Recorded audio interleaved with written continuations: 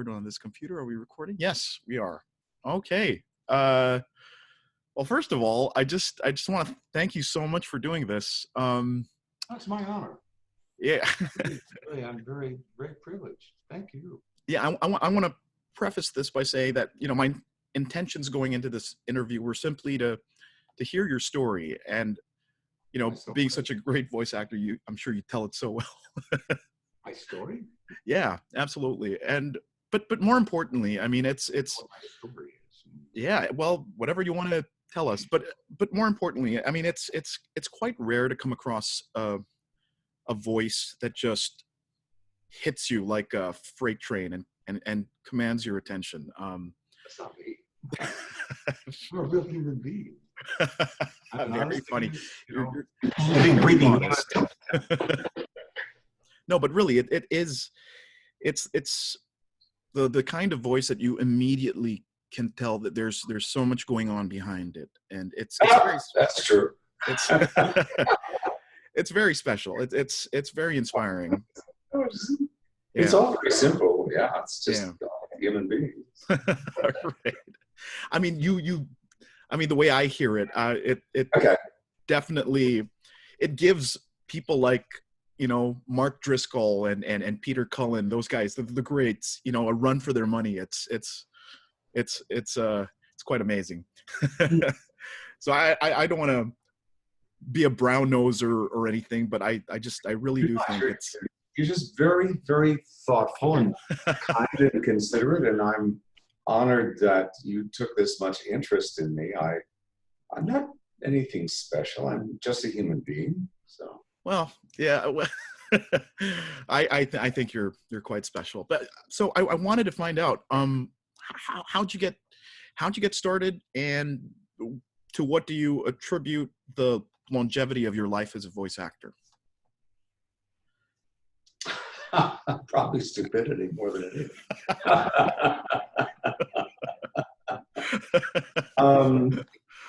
I don't like to lose, and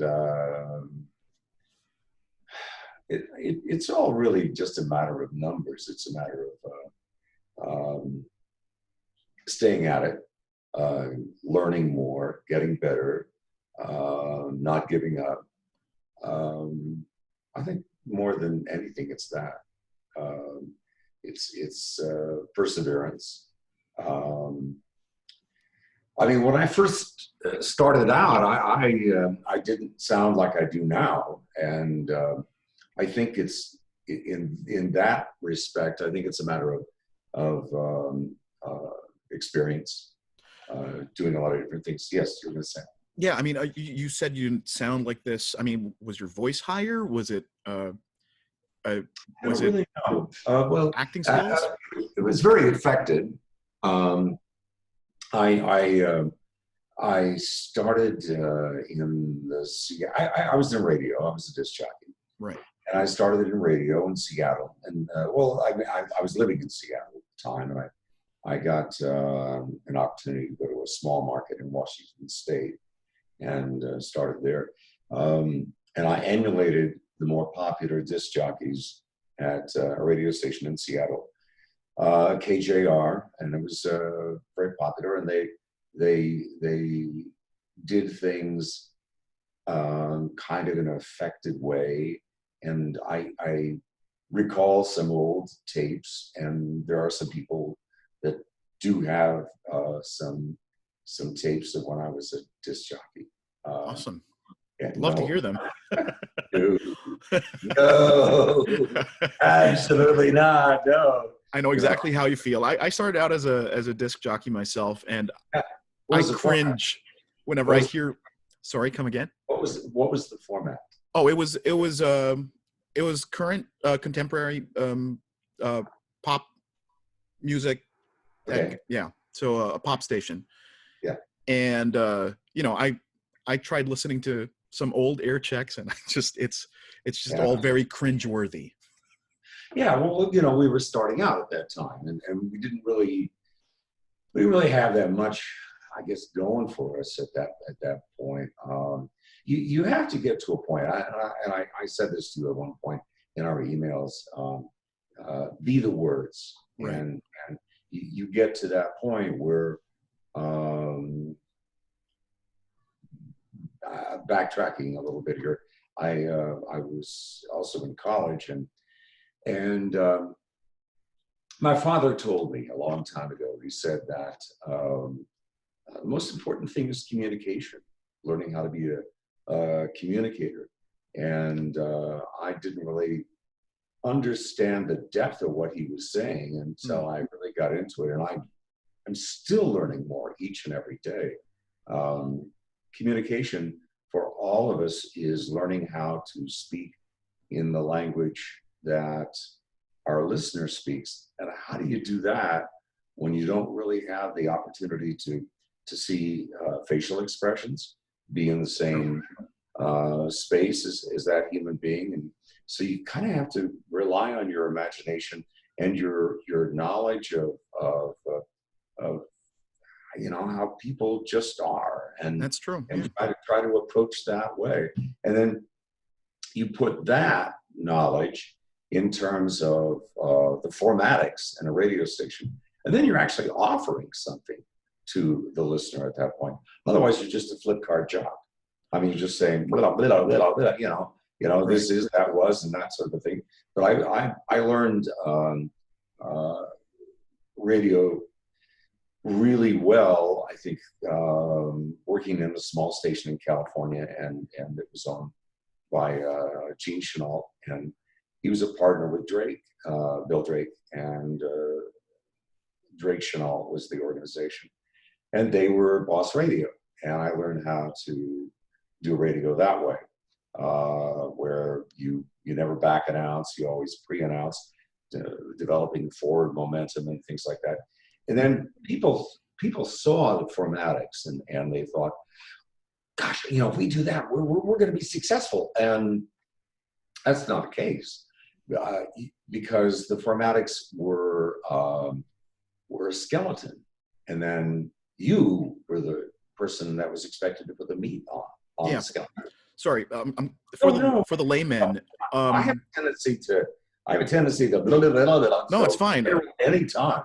I mean, we're using this is language that some of our members might not be too familiar with. I mean, I sort of understand it because of my background in radio. But when you say formatics, what exactly do you mean?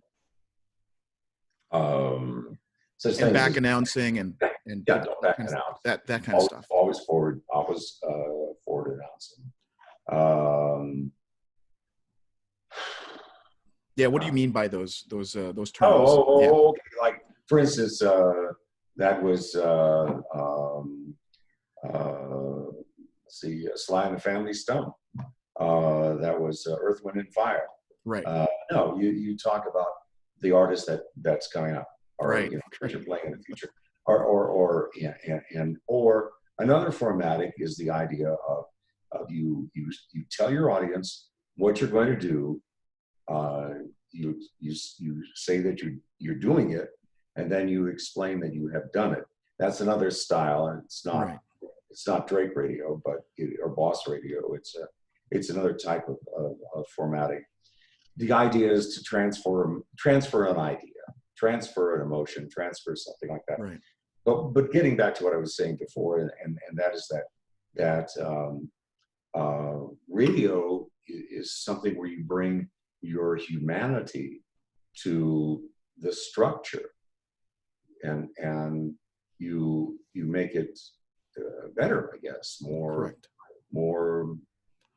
real, and that's the art. Go ahead. Yeah, I mean, you're obviously a voice talent that wears many hats. You've got this extensive. I don't got no hat tonight.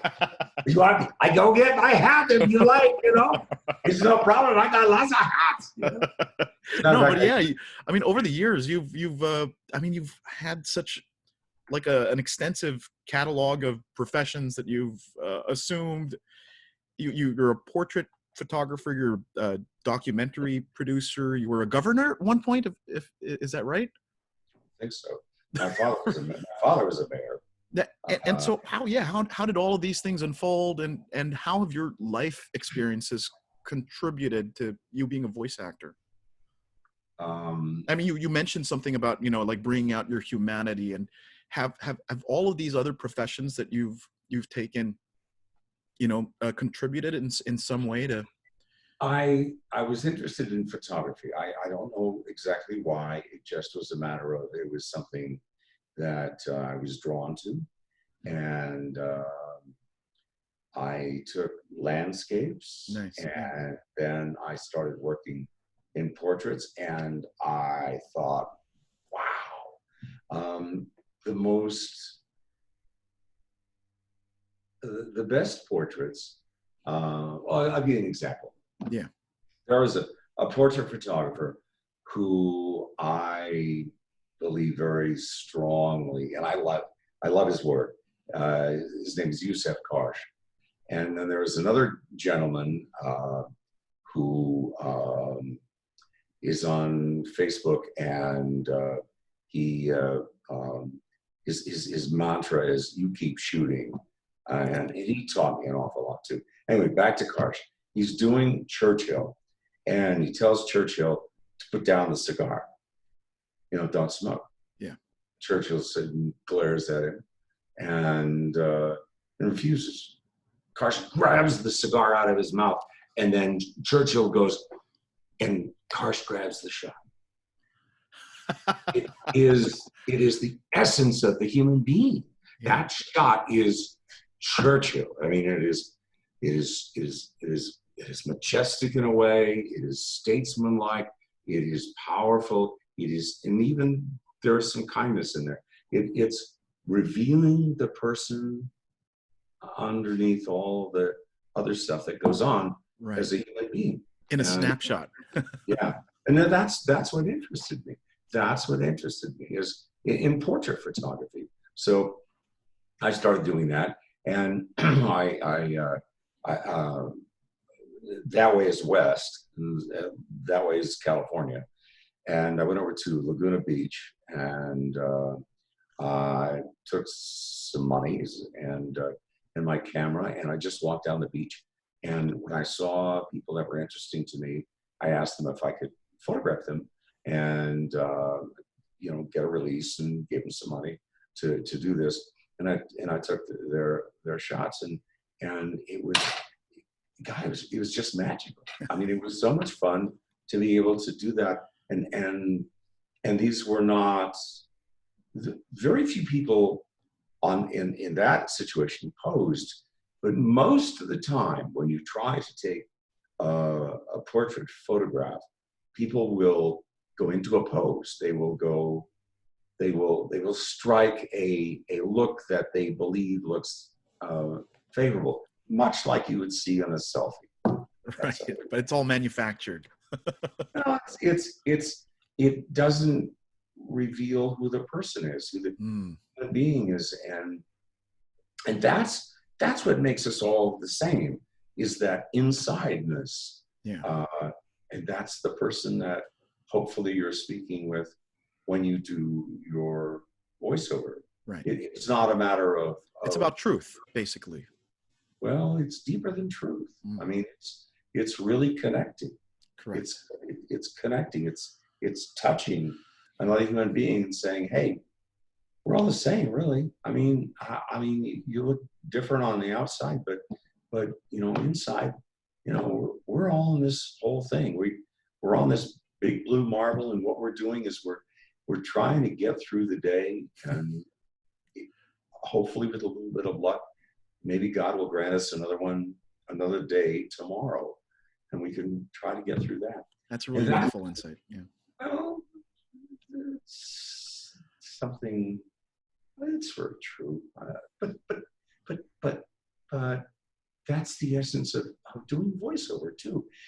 How many excruciating, heart-wrenching rejections, denials do we go through in our audition process? True. Just to try to get a chance to make a living, and I mean, like hundreds to maybe even get maybe 1, 2, or 3 things, and why are we doing this? I think for me anyway, it's a matter of when everything, I call it flying without a net. And that is that stuff just seems to happen and it goes right into place and it comes out within the time and you feel as though you have actually made a difference, you've made a connection. Something goes off inside of you and you say, yes, yes. And it's that, it's not just adrenaline, it's wow.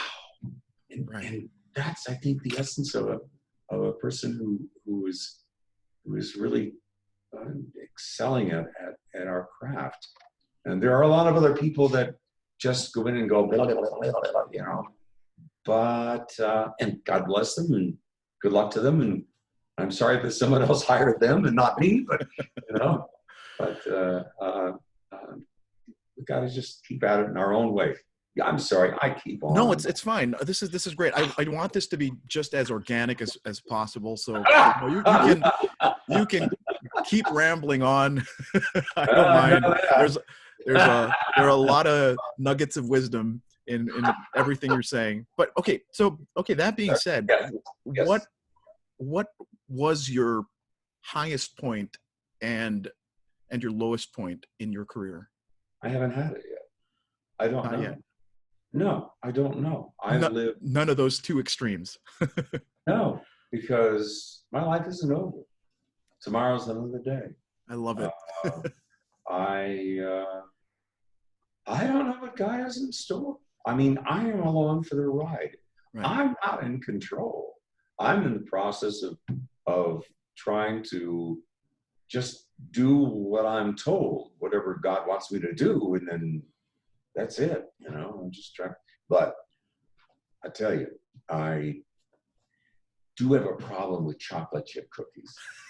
I have become an excellent baker, and I don't think God had anything to do with those things. I'm having a difficult time staying away from them.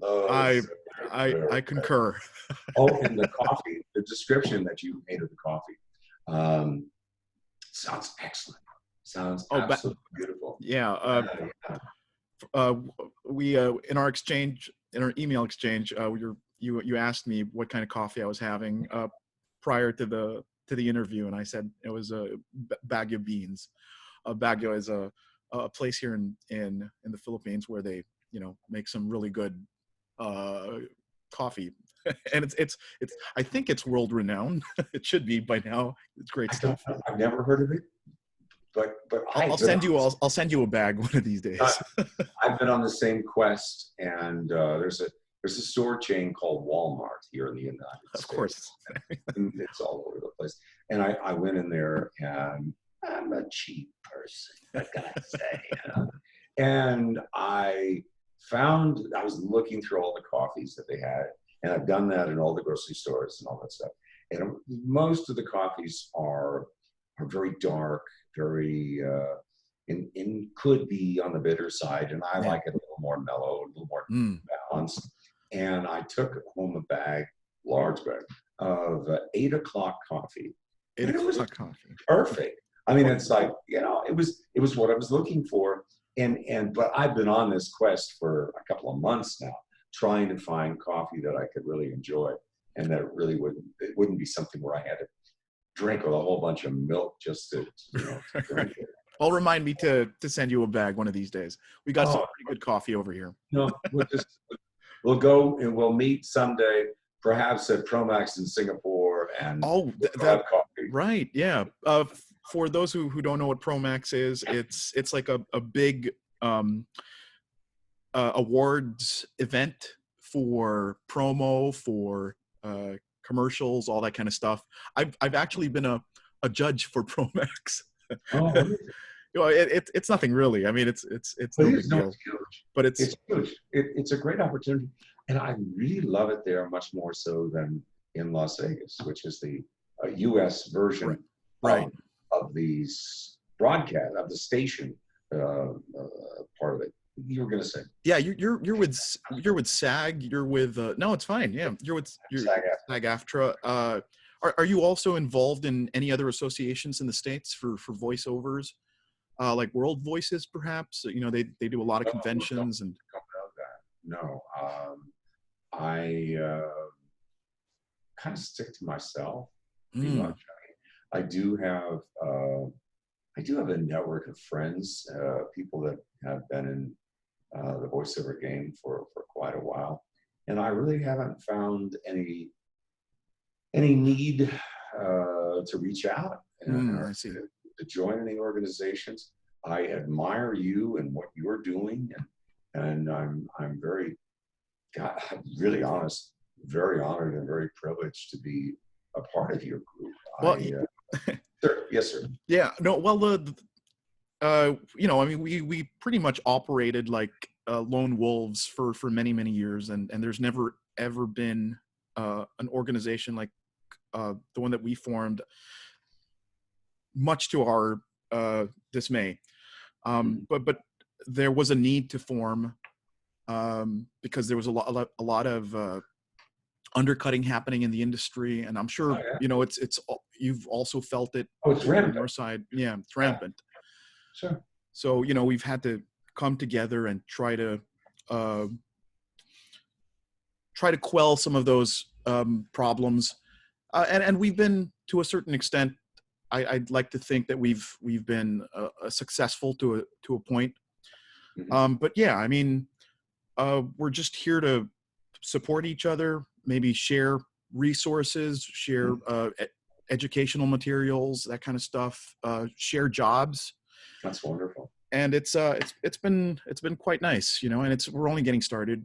We're just a couple of years old, and sorry about that. And we still have a lot of dreams. So eventually, you know, I mean, it would be nice to be able to attain the same level of success that other groups in the States have experienced. And we're still learning. We've never had a lot of schools here for voiceover. Not a lot of educational institutions, and so like having you on, you know, on board, it's yeah, no, it because you're of a class of voice talent that, you know, we have that's considered a rare breed here in the Philippines. Oh, okay. Yeah, I mean, we have great voice talents here. I think we have a lot of great voice talents that rival even some of the best anywhere else. Of course. And I think, I do believe that we're competitive on a global scale, but we're in our infancy. We're still in our infancy, and we just need to get our voices out there. Okay. Anyway, that aside, I like the idea of the mentoring too. Sorry, come again? I like the idea that you're mentoring to others. That it's not a formalized school per se. That's true. Yeah, it is a group of pros that are mentoring to anyone who's really interested. And I recall some of the questions you asked prior to my being admitted to your group, and I was stunned. I think I said something like, wow, I really hope it's true. This thing about leave more than you take away was just was golden. Well, thank you. I mean, I wanted to find out also, how'd you come across the group? I know maybe Ken Delbridge might have mentioned us, or not a word. Oh, really? So how'd you chance upon the group? Has not helped one. No. He's probably going to watch this. I love that guy. He's a dear friend, and I've known him for years. Awesome. There's another gentleman who recommended this group to me, and referred me to you. Wow, it was your boss at Nickelodeon. Oh, right, Locke. Oh, I owe him a lot then. No, but that's great. I mean, I hope we measure up. I mean, Oh, goodness, yes. And I hope I hope we're able to bring you some business, in the long run. That's what we are trying to do. I'm grateful for the friendship that we're growing. Thank you. That's magnificent. I like to have friends all over the world. Right. I mean, in pros like yourself, I hold in high esteem. And have you ever been to the Philippines by any chance? Yes. Oh, okay. I've been to Singapore and Hong Kong. I was living in Hawaii for 5 years, and oh wow. And of course, Hawaii is very Asian oriented, and I thought, well, what am I going to do for Christmas? And I decided to go to Singapore, and then another year I went to Hong Kong. Well, if you ever find your way over here, you've got a home. Oh. Locke will know this. I mean, we're very, just as a people, we're very hospitable, and we love entertaining guests. If you come over to the Philippines, you'll be. I'll treat you like a king, basically. Oh no, just a friend who's just right. Okay. Yeah, I don't want to sound like I'm I'm brown nosing too much. Anyway, you're not. Yeah. You're sounding. But I'm being genuine. I'm being very, very sincere.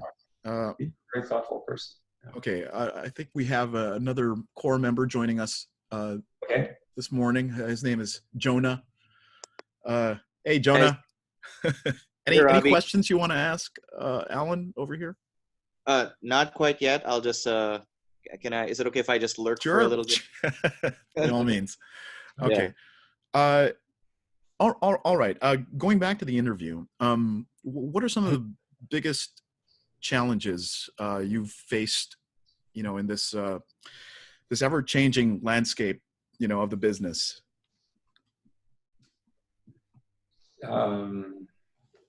Biggest challenges. Yeah. I don't know. I don't remember because no. Yeah. There's a reason. I don't dwell on them. I don't. I work hard to solve whatever the problem is in front of me, and then I forget about it. Right. And I move on. I do not allow myself to get bogged down or irritated by stuff that is history or doesn't matter. I just keep moving. I love it. Yeah. I'll do that for as long as God gives me an opportunity. And you've been doing this for quite a long time. I mean, at least 50 years. You haven't written all of your biographies, but yeah, I mean it's really incredible. To daughter about that. I think she would know more about me than I know about me. So yeah. So I don't have between. Yeah, I started in 1965. Wow. So you do the math. Right. Okay, I hope you don't mind going technical with me. He's right ahead. What is your signal chain like? I mean, how do you achieve such a thick, like a robust, this punchy sound? I mean, what mic do you use? What preamp or audio interface do you use? Well, my as you can imagine, my equipment is very it's old. I use semaphores and signal fires, sign language. That's a big one. You're taking me seriously. You're kidding me. No, I wasn't. You know what a semaphore is? I was trying to figure out what those were. He was for trains, Okay. Hey, you get over there. You get over there. I thought it was a name of. There, That was a name of some new brand or something. Signal fire should have been the one that tripped you, but no. People, yeah, that just went over my Right head. over there. Even at Christmas, I love it. Yes. But yeah, I use the same mic too. An MK416. You do? Wow, nice. Well, that explains everything. That explains a lot. Yeah. I love the MKH. It just. So why you know what? Why did you settle on it? What was your reason? Sorry, come again. What was your reason for settling on it? On the MKH. Well, there's a studio here called Hit Productions, and they use it predominantly in their studios. And I really like the sound. I like how it just grips your voice and makes it sound just nice and powerful. Yes. And yeah. Now on the road, I can't give you the numbers. I don't remember them right offhand. I try not to. I'm not a techie, and and as a matter of fact, a dear friend in Hawaii, his name is Bill Sage, who's a magnificent character voice man, calls me a Luddite. Basically, someone stuck in right. So there is an AKG that I use on the road that sounds very close. I mean, it's not exact, but it's very close to the 416. Right. Yeah. Is this the 414 by any chance? Possibly. It's also a shotgun. And, it is. I see. It's a shotgun. And I think that makes quite a difference from my voice, and everyone is different.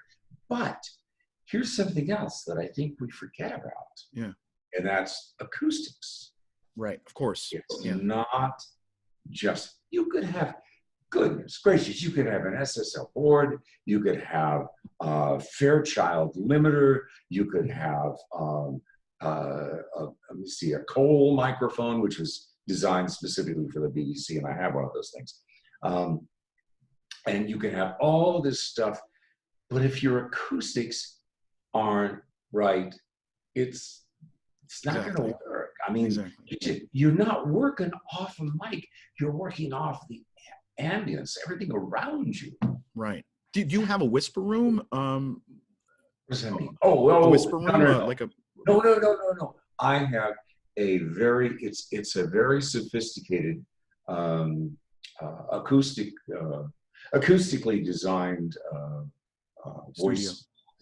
Okay. Yeah. Well, a booth. I spent $100 on moving blankets. And really, at the end of the day, that's all you need.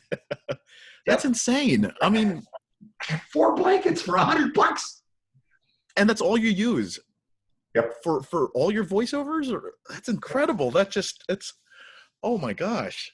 I bought in the past. I bought Tectum, which is a thing with its aspen roots into a tile, and I had to have it shipped over from the mainland when I built the studio in Hawaii, and I had things designed by architects and based upon acoustical models in theaters back east and all the rest of this blah and everything. And finally, after so many years, you landed with down and spent $100 on moving blankets. Bing, bong. Wow, that's amazing. That's amazing. I mean, so it's really wow. Shows you human being stupid. Yeah, no, what you can achieve with just like a couple of blankets, it's mind-boggling. That's true in any sort of a situation. I think you can achieve so much with so little. I mean, if you take a look at some of the voice work that's being done today, I mean, it's not my thing, but it could be yours. iPhones, people doing VO on iPhones. Oh, boy, wow. All right. Or buying these little USB microphones, and right. off and running, GarageBand and off and running. So Yeah. it's Yeah. quite simple. It used to be, good Lord, we ain't arm and a leg time with the equipment, but the chain, but it's not necessary anymore. Right. There's a lot you could do with post-processing anyway. Yeah. But do you do your own editing up to now, or do you have somebody else do that for you? Oh, no. I do it. I don't do mixing. I would call Ken to do any mixing or anything like that. He's a wizard. I just do cold voiceovers. That's it, and then just send them over. Yep. Mistakes and all. Yep. Well, no, I mean, I do edit out. I see. Yeah, that would be wasteful for the client. That's true. And it's more professional. Oh, it is, and so yeah, that's what leaves me, and then it goes to whomever after that. And then if they want me to recut, then I do that. Yeah, but right. I read that a few years ago you went back to taking acting lessons. Yes. That's really admirable. I mean, what's the story there? Because I'm a big proponent of, like just continued education, continuous education, and never stopping to learn. And so why did you feel the need, to go back? You've done theater also, am I right? Sure. Yeah. Sure. Yeah, to explore myself and to explore. Yeah, that was it. To explore myself. That's a big lesson that I think everybody can appreciate. Well, yeah, and we don't get the opportunity many times to riff when we're doing a piece, and there were instances in.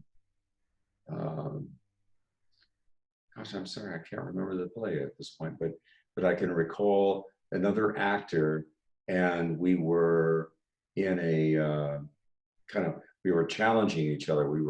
It was an argument or something like that, and we were riffing, and each night it was different, and that's what really blew my mind. Wow. is to to watch my mind go, wow, and then watch his go, and we were playing off of each other.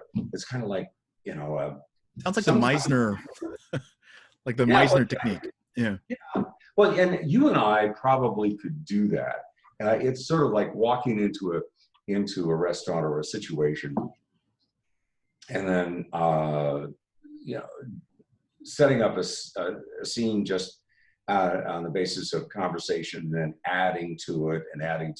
Hopefully not in a restaurant, because that would terrorize other people. Yeah, that's just terrible. And then you got to tip so much because you've been such a schmuck. So, but I mean, but you can do that, and it's like some people you can riff with. I mean, it's just you can just sort of go in a tangent, and then all of a sudden things start clicking in your mind, right. And it's you think, God, wow, isn't life beautiful? Yeah. It is. So improv. Have you done improv as well, or? No. Okay. No. There was just an instance in this play where there was a brief passage, and that was part of what we were supposed to do. The rest of it was scripted. No, I know some people that have done improv, and I admire them tremendously. They're gifted. They're gifted. Okay, so last question, I guess. I mean, no, you could go. Okay, we could go on. Great. Yeah. I don't want to take too much of your time, though. It's okay. It's like what? I know. Great.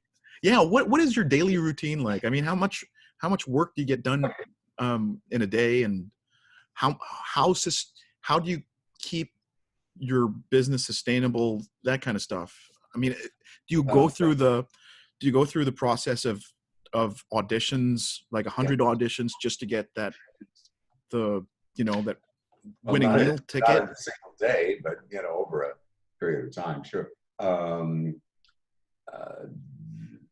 I wake up around 4 in the morning. Wow. Here in Arizona. Yeah. Which is it's evening. Southwest, yeah. Yeah. So basically, I'm picking up the torch after you've warmed up everyone and you've done a magnificent job, and I'm saying, okay, I'm ready. Here we go. So no, I do that, and I have a mind that terrorizes the out of me. And it's kind of like, it is like in the middle of the night, it says, okay, well, have you done this? Have you done that? Maybe you better do that. And of course, I have a little pad of paper, which sits by my bed with a pencil, and I write these ideas down. And then I say, shut up, and try to get some sleep. And then, so it's like that. And then, but okay, I start at 4, and no day is exactly the same. I just take care of what there is, and there's always something else, and doing the performance is only such a minor part of running a business. Right. It's pitching for new business. It's right. Getting leads. Sure, marketing. Yeah, marketing, all that kind of stuff. Yeah. Getting, learning. I wanted to mention, like here in the Philippines, we don't have as huge an audition culture as the US does. Mm-hmm. At least as far as I'm concerned, at least as far as I know. I mean, of course we audition for jobs, but I think what helps us is that the biggest studios here usually have their rosters. Mm-hmm. And so you're always in the running for a certain project, and that makes life so much easier. But I mean, you're not going to make a lot of money in advertising. I mean, the rates here are about, I'd put it at maybe a quarter of what you might be getting in the States on the national level. Yeah, Ken and I have talked about that. Yeah. But if you don't have to make a whole bunch of money, right? When you do your work, as long as you have an opportunity to keep the flow going. Correct. Yeah, because it's such an irregular job, and you don't know when your next project is going to come in, and so it's just nice to keep that ball rolling, as continuously as possible. and so we, I mean, as a rule, I try to keep my sources of income as diverse as possible. Yeah. I mean, whether it's, from voice acting or hosting or doing, other things with my voice. You do character voices too. I do. I mean, I've been working for Nickelodeon for 16 years thereabouts, and so it's necessitated me to come up with a whole bunch of voices. And it's phenomenal. It's wonderful. I really enjoyed it. Yeah. Oh, thank you. Do you do character voices as well, or are you mostly a promo narrator, documentary? Promo person, and other than that, I'm a smart ass. I'm a professional shit salesman, and that's what I do. That's a hat you got to wear as a voice actor, after all. What do you consider as your best work to date, or what are some of your favorite projects you've had the luck of doing, or something that you're really proud of? Okay, there is one that stands out, and it never made it to air. It was a B-side for CBS2 in Los Angeles, and there was a transition for their AM news. They were making some personnel changes, and I had the privilege to work with an editor who has since gone to KTLA. And they just made that whole thing really work. I mean, it was gorgeous. It was just beautiful. Why didn't make it to air? That's terrible. I don't know. I'll send it to you. Oh, I'd love to hear it. Yeah. No, you'll see it. I'll get to see it too. Okay, great. Okay. These TV stations, you just get to see it. Yeah. Okay, fantastic. What are your what are the jobs that come to you regularly right now? I mean, are you still working for radio imaging, or is that a constant thing, consistent thing? No, I haven't done radio imaging in a long time, although I have done it, and I did enjoy it for a time. I've been doing a lot of TV stations, not so many. I've sort of semi-retired from the game. At one point, I had 30 some odd stations that I was working with, and I was doing commercials and narrations, and that was back in the days with the ISDN line and all that jazz. And are you familiar with ISDN? Yeah, of course. I mean, yeah, like now it's instead of ISDN, we're using what is it now? Something choice or something. Yeah. Source. We don't have that here. Source Connect or Source something. Connect. There you go. Yeah, we don't really use that here, and it's too bad because I mean, we get to work from home if we had Source Connect. I sort of have a different point of view on that, and I really, honest to God, do not want to upset producers. I run into, I don't know, maybe my brain has become limited or something like that. I really don't like anyone else in my head when I'm doing my performance. I prefer to do that myself. I'd be more than happy to I desperately need to have a conversation with a producer. Yeah, get feedback. To get on their, to understand what it is they're trying to accomplish and how they're trying to accomplish this, and put these little markers in my brain and then bring it out of me, that sort of thing. And if I miss, I'm delighted to do pickups and recuts and things like that. But to have someone say, and I'm in the middle of something, and the person, and he says, no.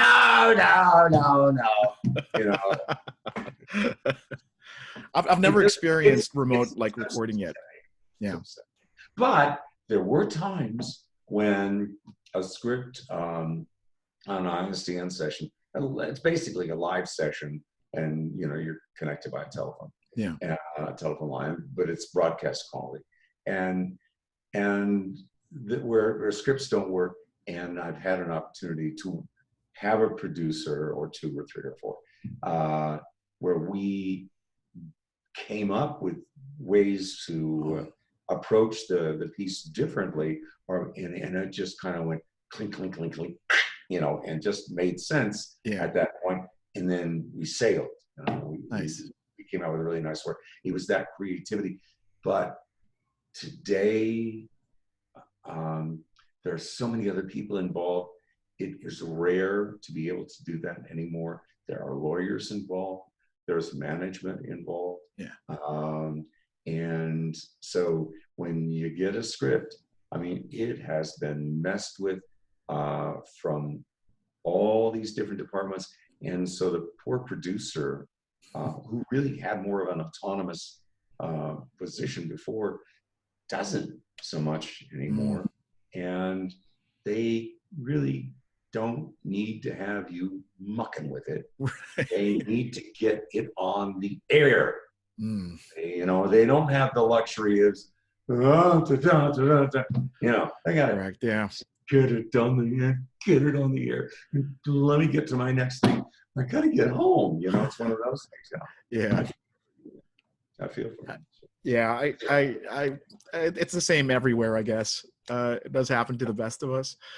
I want to know how you develop relationships with your clients. I mean, I see from your LinkedIn, that a lot of people just it's all praises and how wonderful you are to work with, and how do you keep that going? Do you keep in contact? I mean, I know you're living in Arizona, so it's quite far from like the center of the voiceover world, which apparently is LA. Is that right? I'm not actually quite sure. No, it's global. No, okay. The voiceover world is global. There's talent everywhere, Right. and many producers and production houses and advertising agencies, and are just business people are recognizing that there are skilled people everywhere in the world, and we are so interconnected. It's easy to work with it. Heck, I mean, they could. The Ford dealer down the street here in Arizona could love what you do, and Robbie, and say, I want to sign you to a 3-year deal. So because you do what I want to have done as a customer. I hate the word client. I hate the word client. We're dealing with customers, right? And we should. There's a gentleman who is just smoking brilliant. His name is Ashok Miranda, and he talks about brand, and he worked in Singapore media for a long time, but he talks about how you have a brand story. You explain to the brand story, but you do it in terms of how you will help the customer. Right. Everything is for the customer. Agreed. It's really it. I mean, you're trying to provide a service for the customer, and then get out of the way. Yeah, you're not the main thing. I mean, the customer is number one. That's all. Agreed. Go ahead. Yeah. So so you're saying also that it's a myth that like one particular state or city is the center of the voiceover world, and so you found a lot of success in your hometown, and you do get a lot of customers from other countries. And no, I did when I first started out. Oh, okay. And I mean, I was doing a radio station. Well, I was doing a radio station. I was doing a TV station. I was doing commercials. I was doing cars and narrations and things like that. And then I started my own business with help from a guy named Charlie Van Dyke, who has been in the business for ever. He kind of sort of was one of the pioneers. And then I kind of just didn't do anything more in Phoenix, but was doing stuff around the mainland, the US, and then started doing some more. I did some work for some of the networks in Singapore, whom I dearly love working with. They're just delightful people. And so bottom line is, you can work from anywhere for anyone. It's just introducing yourself to them, getting your material out there. Because it's been a big dream for me to like break into the international scene. I'd like to think that I have what it takes. You do. You're such a gracious human being. That's rare. And there are a lot of people that are tooth and nail. You are gracious and giving and thoughtful and considerate, and that's rare. And that's a wonderful brand to have. And you also have such a breadth of talent.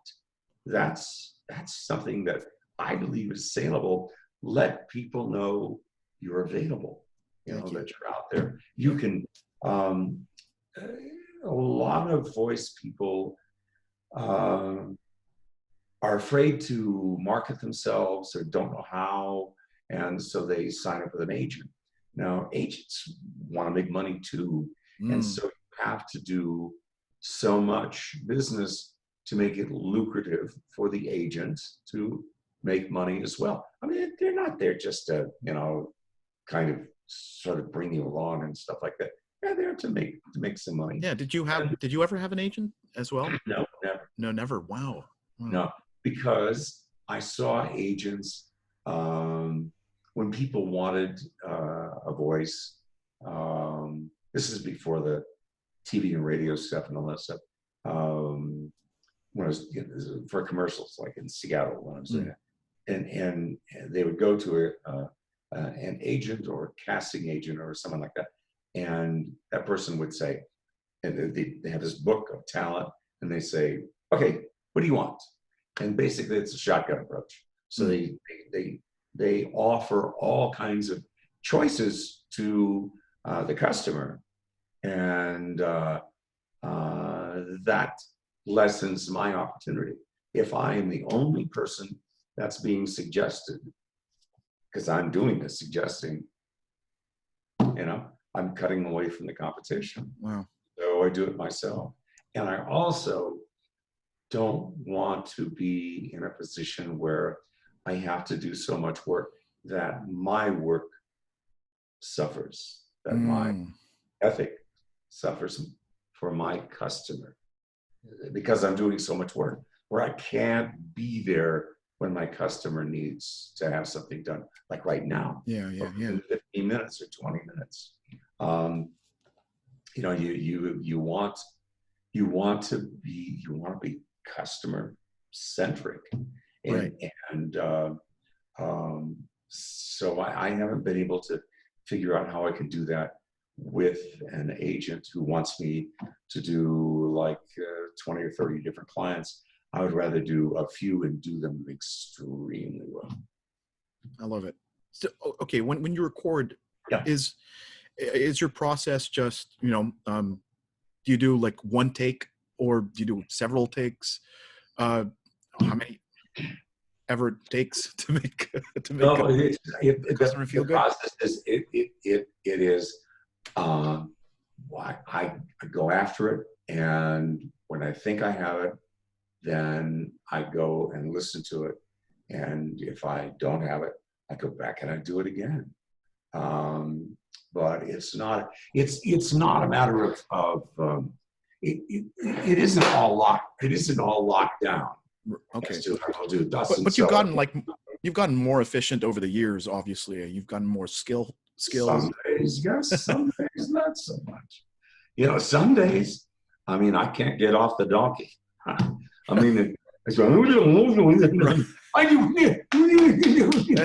Anytime. Wow, that's nice to hear. It humanizes.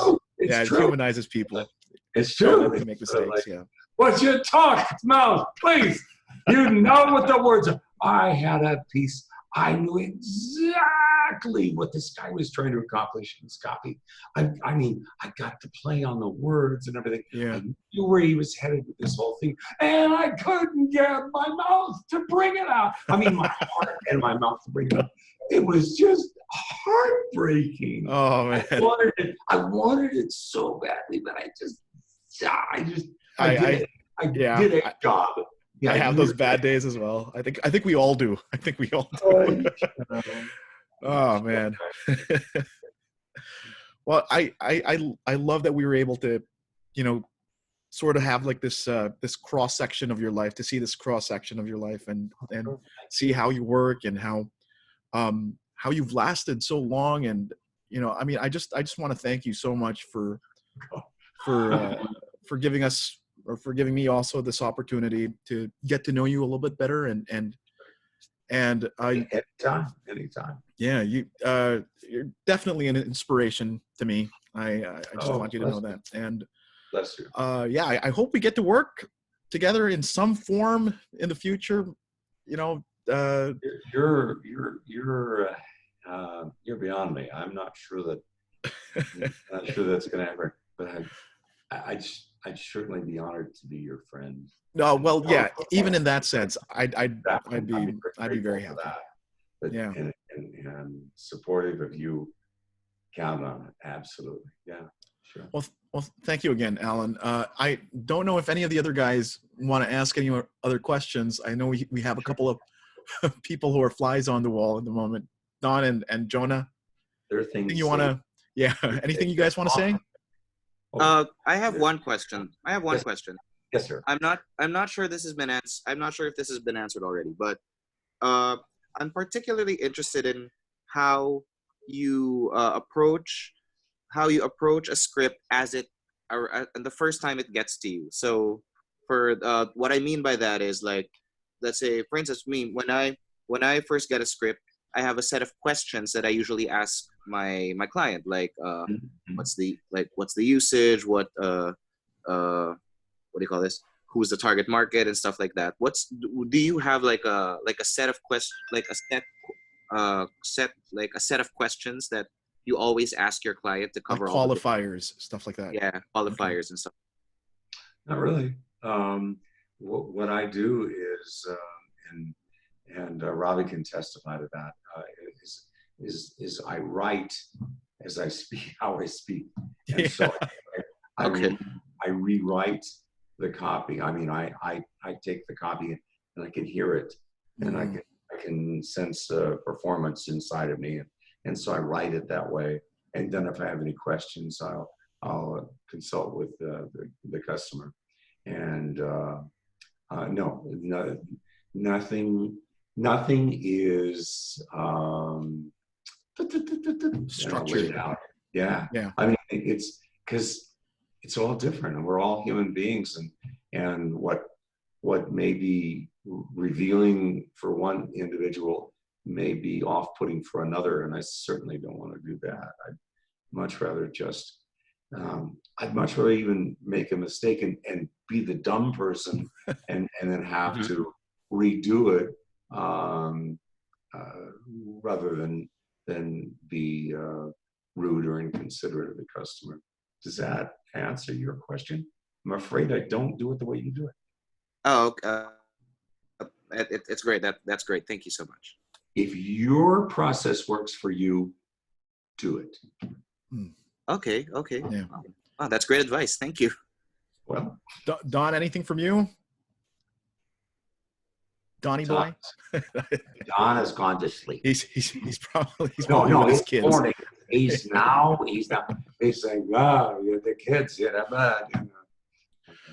All right. Well, yeah, we've gone on for about an hour already. Jeez. Yes. Holy Moses. You're so interesting. Thank you. I enjoyed talking with you.